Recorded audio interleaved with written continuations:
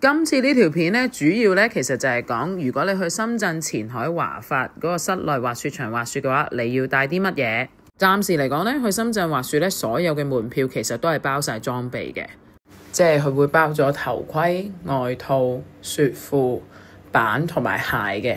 咁如果你滑 ski 嘅，咁佢會包埋 ski post 噶啦。講完雪票包咗啲咩，跟住就到你需要自備啲乜嘢啦。第一樣其實就係滑雪手套，最緊要防水。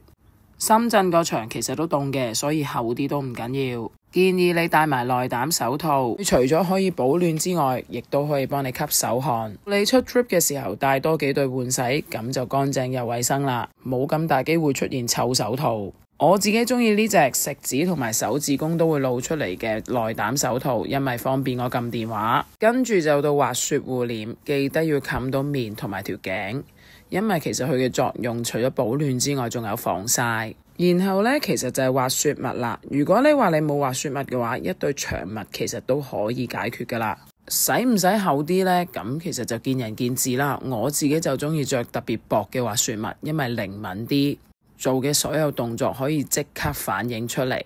咁我通常如果覺得凍嘅時候呢，我其實就會另外加對 boot warmer， 然後喺裏面貼暖包，或者甚至直情用電加熱嘅嘢。因為華發呢，其實佢真係幾凍下，你睇下我個眼睫毛都結埋霜，就喺華發教到凍病咗，所以聲都沙埋。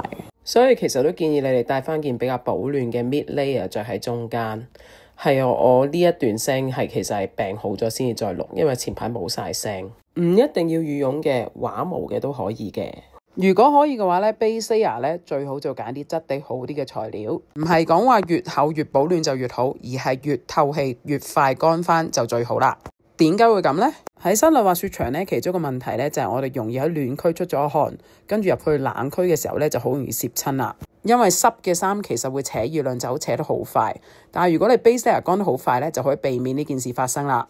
跟住就到雪鏡啦，即係 goggles。其實我之前都會話俾你哋聽，室內滑雪場唔使用雪鏡嘅。咁但係呢，因為深圳真係凍啊，所以其實呢，雪鏡嘅其中一個作用就係幫你防寒啦。雪鏡嘅問題呢，其實就係最好就自己試下先。咁如果呢，你係想喺香港度買定雪鏡嘅話，跟住先至出去外滑呢，咁其實都係一個好主意。因為有陣時喺外國嘅時候呢，其實佢哋可能冇 Asian Fits 嘅嗰個款。咁如果係嘅話，可以去邊度買雪鏡啊？咁你可以另外私下問我，咁我再推介俾你。好啦，咁有關去深圳滑雪要帶啲咩嘅呢個詳情呢，其實就差唔多啦。咁我另外一條片係講去嗰度嘅買飛情況，有需要嘅朋友都可以過去睇一睇。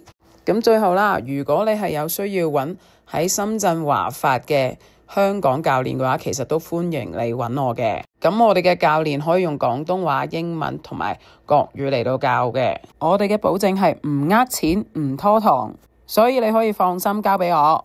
另外就係如果你想買雪票有啲優惠嘅話，你提早日同我講，都可以幫到你。最尾如果你覺得呢條片有用嘅話，希望你可以 subscribe、like 同埋 share 我哋啦。Thank you。